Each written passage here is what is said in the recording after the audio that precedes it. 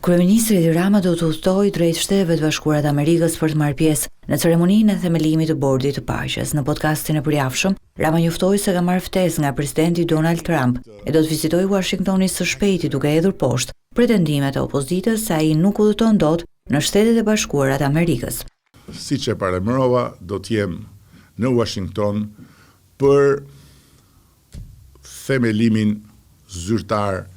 të Bordit Paqes dhe për fillimin e aktivitetit të atij bordi, ku Shqipëria ka privilegjin të jetë shtet themelues dhe ku Shqipëria nuk do të kontribuojë me para për të antarësuar apo për të qëndruar si antar e përhershme, po kontribon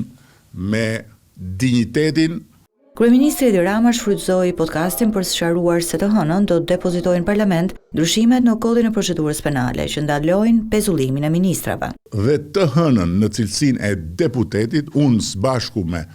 kryetarin e grupit Oland Balla dhe me kryetarin e Komisionit të Ligjeve Ursi Manja, pra me 3 firmat tona, do të depozitojmë nismën për të adresuar menjëherë boshllëku në fjalë. Kryeministri përsëriti se ka disa funksione që nuk mund të pezullohen nga gjykata. Nëse ti thua që unë pezulloj një ministër, unë pezulloj president në Republikës, unë pezulloj kryetarin e kontrollit lartë shtetit dhe ku di unë disa të tjerë që mbulojnë funksione të pa delegueshme, faktikisht ti prodhon një pasojë të menjëhershme të barabartë me shkarkimin, sepse nuk është pezulluar thjesht personi, siç mund ndodhi me një drejtor punën e cilit e bën dikush tjetër, por është pezulluar funksioni.